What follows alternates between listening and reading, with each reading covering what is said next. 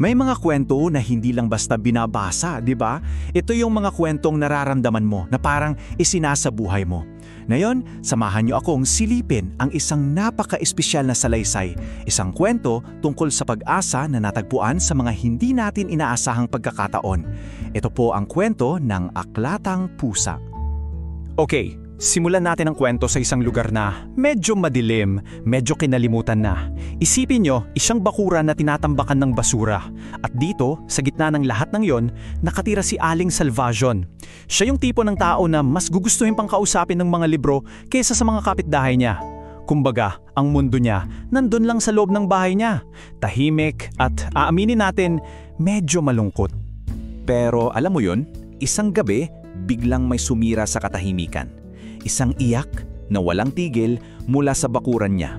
Parang isang hiyaw na tumatawag na humihingi ng tulong. At dahil sa tunog na to, yung maylap nating si Aling Salvacion, napilitan siyang gawin ang isang bagay na halos hindi na niya ginagawa, ang lumabas ng bahay. At yung hiyaw na yon sa kalaliman ng gabi, yun na pala yung simula. Dito na magsisimula ang unang kabanata ng isang malaking pagbabago. Hindi lang para kay Aling Salvacion, kundi para sa lahat. So ayun na nga, lumabas siya. At doon, sa gitna ng mga tuyong dahon, may nakita siyang kahon ng sapatos. Pagbukas niya, 4 na maliliit na kuting na itim. Alam mo naman yung pamahiin, di ba? Na malas daw ang itim na pusa. Pero iba yung nararamdaman ni Aling Salvacion. Sa mga mata ng mga kuting, parang nakita niya yung pagsusumamo. At sa sandaling yun, parang may isang bagay sa loob niya na biglang nagising. Isang pakiramdam na matagal na niyang kinalimutan. At yung simpleng pagsasagip na yon, aba, yun pala ang magiging simula ng isang alamat sa kanilang lugar. Tingnan natin kung paano nabuo itong alamat ng mga pusa. Alam mo naman sa atin, di ba? Mabilis kumalat ang balita.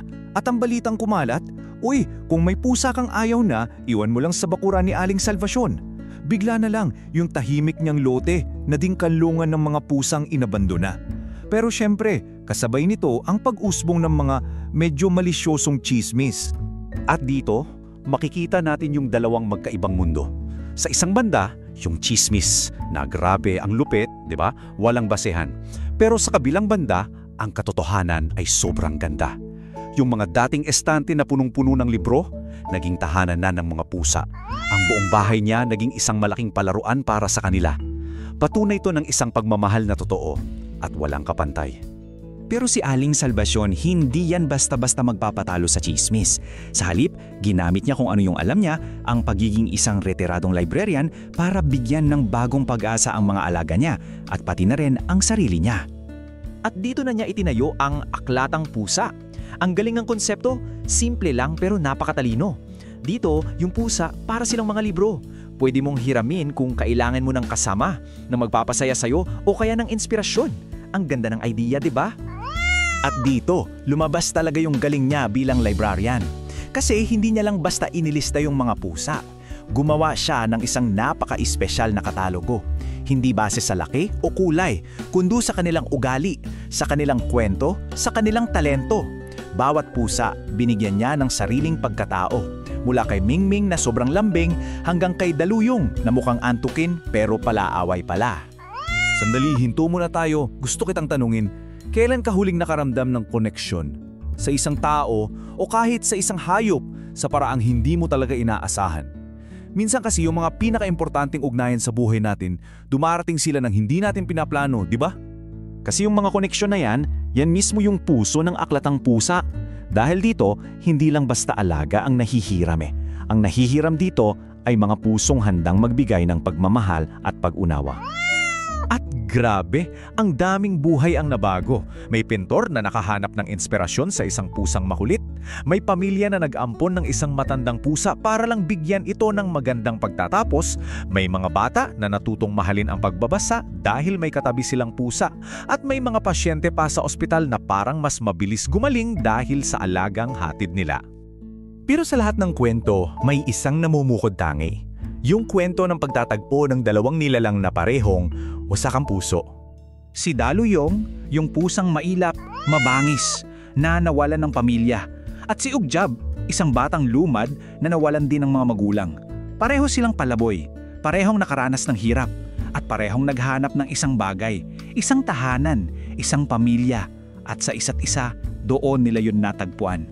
Parang sila talaga ang para sa isa't isa. Sa bawat haplos ni Ugjab, parang unti-unting natutunaw yung bangis ni Daluyong. Nag-usap sila sa paraang sila lang ang nagkakaintindihan. Kasi dahil sa parehong sakit na pinagdaanan nila, nagkaintindihan sila ng hindi na kailangan ng mga salita. At yung pagtatagpo nilang Nyong, yun yung nagdadala sa atin sa pinakamalalim na mensahe ng buong kwento. Sino nga ba talaga ang tunay na tagasagip? Dito na tayo mapapaisip ng malalim. Sino ba talaga ang nagligtas kanino? Si Aling Salvacion ba na kumupkop sa mga pusa? O yung mga pusa na sa pagdating nila, niligtas nila si Aling Salvacion mula sa matinding kalungkutan at pag-iisa? At ang ganda ng aral na to, no? Yung mga pusang dating biktima. Sila na ngayon yung nagbibigay lunas, nagbibigay kalinga. Sila na ang tagasagip ng kung sino mang nangangailangan. Isang walang katapusang cycle ng pagmamahal at pag-asa. So, yung kwentong to, hindi kailangang magtapos dito lang. Pwede rin tayong maging bahagi. Hindi naman kailangan magtayo ng sariling aklatang pusa. Minsan, sapat na yung pagbisita lang sa isang animal shelter, o yung pagbigay ng konting pagkain, o isang simpleng haplos, o kahit yung pag-share lang ng kwento ng isang hayop na naghahanap ng tahanan.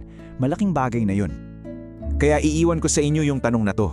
Sa mundo nating puno ng mga kaluluwang palaboy, tao man o hayop, sino kaya ang naghihintay na iligtas mo? At sino rin kaya sa hindi mo inaasahan ang magiging tagapagligtas mo?